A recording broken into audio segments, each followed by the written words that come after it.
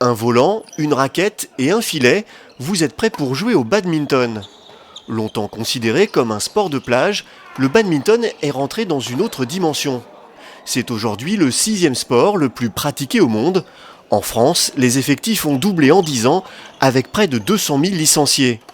Dans le cadre scolaire, le badminton connaît aussi un grand succès. C'est le 2e sport présenté au bac.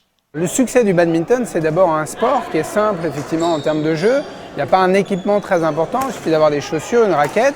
Et puis c'est dû aussi à une évolution très forte du sport scolaire. C'est-à-dire que c'est un sport, le badminton, qui est très pratiqué dans les écoles, au collège. Et donc assez naturellement, nous les clubs, on a l'occasion de trouver justement des jeunes qui viennent chez nous pour des cours et puis qui ensuite passent au loisir quand ils deviennent adultes. Sport olympique depuis 1992, le badminton doit son nom à un petit village anglais. D'après la légende, c'est en 1873, dans le château du duc de Beaufort, situé à Badminton, que serait né officiellement ce sport. Pour créer leur premier volant, les amis du duc vont utiliser un bouchon de champagne et des plumes. Depuis cette époque, le volant a subi quelques transformations. Le volant, c'est d'abord ça, c'est un volant en plumes, c'est le volant d'origine en l'occurrence du badminton. Donc c'est avec des plumes d'oie. Évidemment, il a un avantage, c'est qu'il vole très bien. Il a un très gros désavantage, c'est qu'il s'abîme très vite. C'est-à-dire que les plumes s'en vont très vite. Et c'est le volant qu'on utilise quand on fait de la compétition en badminton. Maintenant, évidemment, depuis beaucoup d'années, on utilise le volant avec une jupe en plastique qui est beaucoup plus durable. Par contre, qui a le même bouchon en liège. Et donc c'est avec ce volant qu'on joue la plupart du temps en badminton. En compétition, le volant peut dépasser les 300 km/h, ce qui en fait le sport de raquette le plus rapide au monde.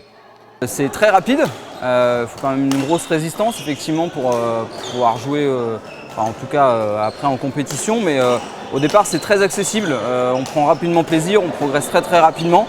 Après je dirais que c'est effectivement des qualités de précision, de vitesse qui vont être importantes. Voilà. Et puis après chacun arrive à jouer aussi avec son physique. Donc au badminton on a tout type de physique qui peuvent réussir très bien.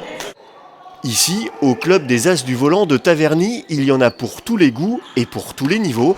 Les badistes, c'est comme ça qu'on les appelle, ils jouent pour le plaisir, la compétition ou les deux. Et malgré les apparences, le badminton n'est pas qu'un sport physique. Ce que je trouve vraiment sympa dans ce sport, c'est que à la fois on se dépense bien, mais c'est aussi un sport où on réfléchit. Donc c'est à la fois stratégique et aussi un sport où on se dépense beaucoup. Donc déjà, j'aime bien le fait qu'il y ait ces deux côtés. Et puis je pense que même quand on n'a pas un niveau exceptionnel, on peut déjà s'amuser très vite, même avec un petit niveau. Quand on est débutant, on n'a pas besoin, comme certains sports, de maîtriser complètement. Le succès du badminton est aussi lié à son faible coût, 20 € pour une bonne raquette de débutant. Quant à la licence, il vous en coûtera dans les 200 € à l'année.